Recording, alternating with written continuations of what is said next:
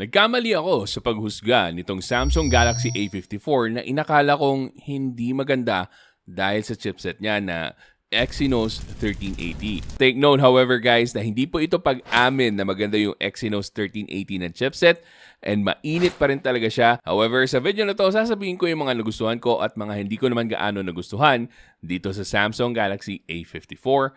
Tara, let's check this out.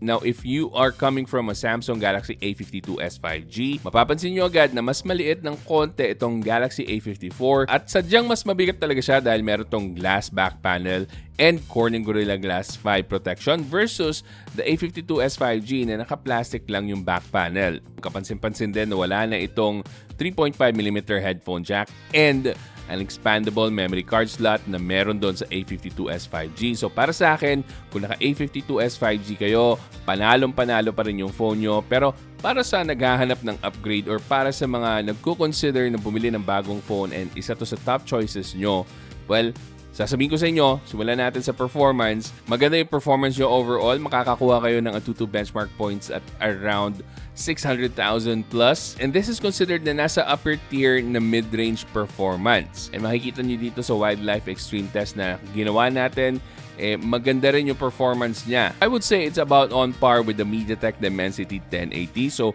kung ikukumpara natin yung dalawang chipsets na yan, actually magkalapit yung performance ng 1080 with the 1380. Pero again, as I always say, yung benchmarks, kalahati lang po yan ng kwento dahil ang actual usage performance ang dapat nating pagbatayan kung maganda nga ba, na may maintain nga ba niya yung performance. And kung usapang basic phone use lang naman, wala po kayong makikitang problema dito with the Samsung Galaxy A54. Happy and satisfied ako with the One UI performance. Smooth na smooth overall. Yun nga lang ang major issue ko with the Exynos chipset is yung pag-init niya. So if you're gonna use this for video recording na medyo mas matagal, mapapansin nyo na umiinit talaga agad. Kumpara sa other devices na na-try ko, mas mabilis uminit itong Exynos chipset na nandito.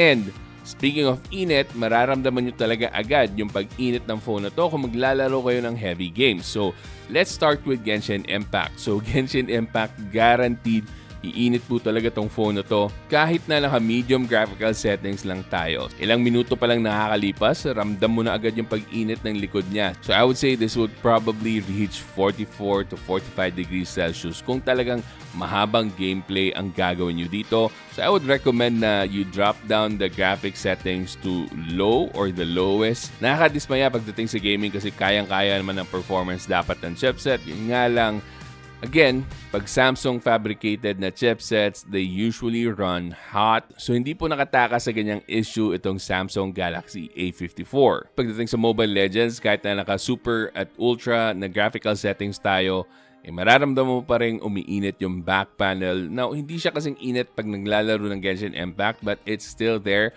You can still feel the warmth of the back panel kahit na one game pa lang ng Mobile Legends. So I would say overall, maganda yung performance ng Exynos 1380. It's just that when you're gaming, mararamdaman mo agad siyang uminit, and the risk is magkakaroon tayo ng throttling for prolonged gaming. So I would recommend kung hardcore gamer kayo, this is not the phone for you. Huwag nyo nang ipilit na magi-gaming kayo on the Exynos 1380 chipset nitong Samsung Galaxy A54. For casual gamers, however, kung 1 or 2 games lang na sunod-sunod, wala po kayong problema dito. Pwede kayong mag-Mobile Legends, Call of Duty Mobile, walang issue yung paglalaro nyo dito. Malakas po yung performance ito. Ang kailangan nyo lang talagang tandaan is mabilis siyang uminit. Susunod naman, isa to sa pinaka-nagustuhan ko talaga sa Samsung Galaxy A54, yung display niya. Meron tayong 6.4-inch Super AMOLED 120Hz refresh rate and Full HD resolution. At umaabot ng 1000 nits yung peak brightness niya. So makikita nyo dito sa samples natin na kahit na outdoors tayo, nasa beach tayo, kitang-kita pa rin and very visible pa rin yung pinapanood natin na content. And actually sa video recording natin dyan, may mga reflections kayo makikita, but in actual real life, makikita nyo ng mas malinaw palalo yung display nitong Samsung Galaxy A54 even in broad daylight. So kung mahilig kayo manood ng videos dito, ma-enjoy nyo talaga yung Super AMOLED na display nito dahil nga Very vibrant yung colors. Black is truly black. Infinite contrast. I always say that pagdating sa isang AMOLED or Super AMOLED or OLED na display because it's just true. It's much better than your IPS LCD panels. However, meron lang akong konting issue na na-encounter dito sa unit na tinetest ko dahil upon checking, yung playback specifications ng Netflix is naka-widevine level 3 lang. So I'm not sure if this is with my unit only kasi naka-widevine level 1 certification naman siya based on DRM info. So I'm not sure but definitely an update can fix this and pwede siyang maging level 1 para ma-access nyo yung full HD resolution. But for now, itong unit na nasa akin ay naka-SD resolution lang for Netflix. So para sa mga naka-Samsung Galaxy A54 out there, let me know in the comment section kung the same ba yung experience nyo with your Netflix app sa device nyo or is it just with this device that I'm testing. But overall, I'm very satisfied with the display nitong Samsung Galaxy A54s. Very smooth and fluid. And I have to point out pala na yung size ng punch hole niya is definitely on the smaller side. You can compare this with the Samsung Galaxy A52s 5G. Maliit po talaga yung mga punch holes ng A5 series nila. Next up, pag-usapan natin yung camera. This is another thing that I love about this phone. So diretso tayo guys.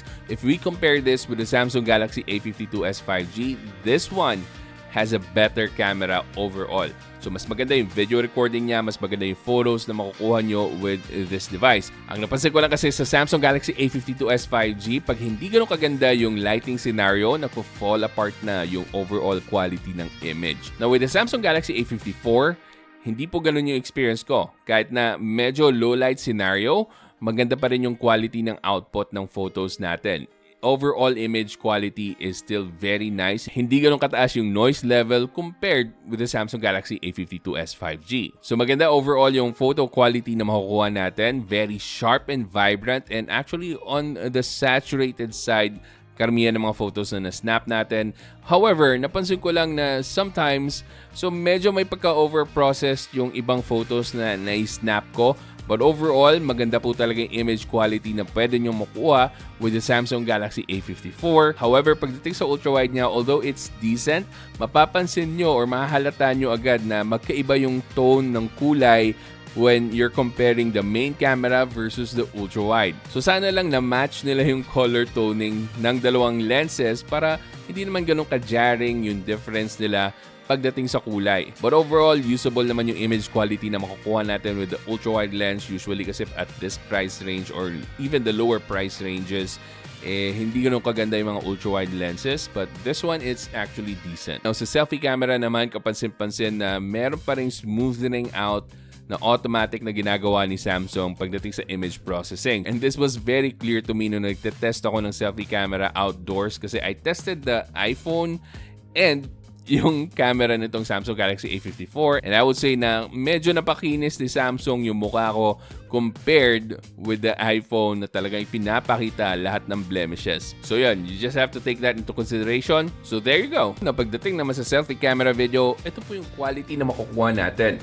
So yeah, medyo nagko-color shifting siya depende sa lighting. So meron kasi akong lighting dito. Ayan.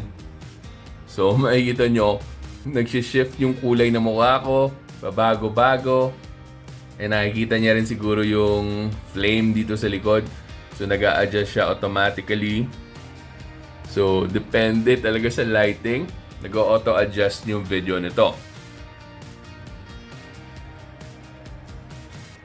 But it's definitely usable. Now, pagdating naman sa rear camera video quality, umaabot tayo ng 4K 30fps and I would say maganda yung image quality na makukuha natin. Now, with regard naman to the stability, it's not the most stable video pero it's also not a shaky video. Parang nasa in-between siya na hindi ganun kaganda yung stabilization but it's also not as bad as what you would expect pag sinabing hindi ganun kaganda. So with that said, pwede nyo pa rin magamit talaga yung video nito if wala kayong gimbal, but if you use a gimbal, you will definitely see an improved quality video dito sa phone nyo. But overall, gustong-gusto ko yung video quality nito. Mas maganda siya kaysa dun sa video quality na nakuha natin before with the Samsung Galaxy A52s 5G. Sa kabuuan, talagang gustong-gusto ko yung overall camera quality nitong Samsung Galaxy A54. Masasabi ko talaga na isa to sa best selling point niya para sa mga nagko-consider na bilhin itong phone na to. Pagdating sa usapang battery naman, nagustuhan ko rin na meron tong 5,000 mAh battery capacity.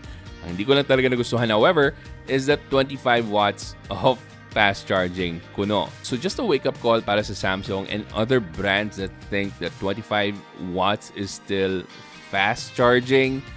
Hindi na po yan fast charging in 2023. So I hope mag-adjust naman kayo at medyo bilisan or taasan nyo yung charging speed ng mga phones nyo. Suntukan na lang. But aside from that minor complaint, I appreciate na maganda yung battery experience ko with this phone. Whether you're using it for a full day or whether naka-standby lang siya, mataas po yung standby time nito and hindi po siya maaksaya or hindi siya mabilis mag-drain ng battery. So magagamit mo to for a full day, lampas pa, depende talaga sa usage mo. And siguro pwede natin i-attribute yan sa 5nm fabrication itong Exynos 1380. So na bago natin tapusin yung video, some of the things that you might appreciate with the Samsung Galaxy A54 as well is number 1, nakalubog yung display niya. So, medyo may nakaangat sa frame nito, although plastic lang yung frame niya. I guess if you drop this, the super flat talaga, hindi po tatama agad yung display niya kasi may konting defense or shield tayo with a raised frame. Now, slightly raised lang naman to, hindi naman overly exaggerated. Mas maganda pa rin na lagyan nyo ng case, definitely. Number 2, meron tong IP67 na water and dust proof rating. Perfect na perfect to sa panahon ngayon na tag-ulan. So kahit maulanan kayo, nagamit itong Samsung Galaxy A54 5G, hindi po kayo mag-aalala na masisira yung device nyo kasi kayang-kaya niyang i-withstand yung rainy weather. And of course, the best na magugustuhan nyo talaga dito, and it comes with most of the Samsung Galaxy phones, is that meron tong 4OS support. So matagal-tagal nyo pa pong magagamit to, matagal-tagal nyo pong mapapakinabangan to, and siguro isa yan sa nagpapataas sa presyo na to, which I will tell you later on in the video. But yeah, those are the things na nagustuhan ko dito sa Samsung Galaxy A54 5G. Oh, and by the way, maganda rin pala yung speakers nito, and ipaparinig ko sa inyo ng mabilisan para lang may idea kayo na maganda yung dual speakers na nilagay nila with this phone kahit na ganito kaliit.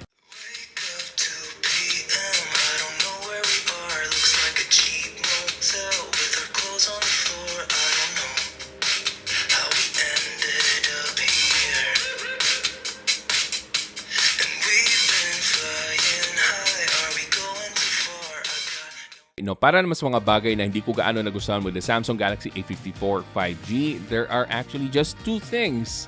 Number 1, alam nyo na to, yung chipset niya.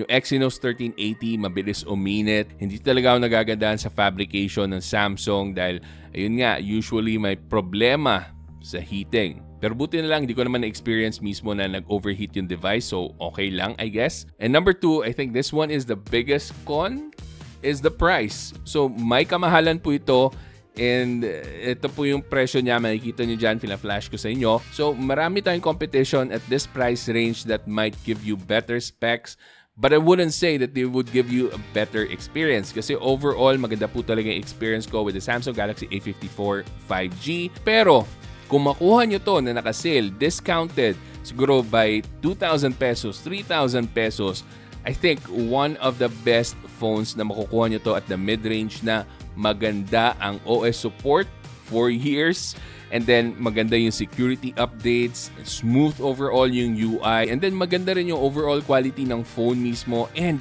yung display and camera, panalong-panalo para sa akin. Na para naman sa mga alternatibo ng mga phones at this price range, I guess pwede nyo i-consider yung Nothing Phone 1, yung Honor 70, yung Honor 90, and then, meron pa tayong Vivo V27. So, those are the better alternatives at this price range. And also, kung performance ang habol nyo and not really into camera and wala naman kayong gaanong pakialam sa OS updates kasi magko-custom firmware kayo or custom ROM, pwede nyo rin i-consider, of course, yung Poco F5 and Poco F5 Pro, which are more powerful than the A54. At para naman sa mga naka-Samsung Galaxy A52s 5G na nagtatanong kung dapat na ba sila mag-upgrade, the answer is hell no. Keep your Galaxy A52s 5G. Maganda pa rin po yung performance niyan and maganda pa rin talaga yan overall. Meron pa rin kayong micro SD card and a 3.5mm headphone jack. Panalong-panalo pa rin yung naka-Samsung Galaxy A52s 5G. Anyway, kung gusto mo bumili ng Samsung Galaxy A54, lahat po ng links ilalagay ko dyan sa description box. And kung enjoy mo yung video na to, paki-like naman and mag-subscribe na kayo dito sa channel. At kung gusto pang manood ng mga videos, andyan po yung mga links na ilalagay ko. Panigurado magugustuhan yung mga yan. So hanggang sa susunod, ako nga pala ulit si Janus ng Pinoy Techdad. Kita-kita ulit tayo.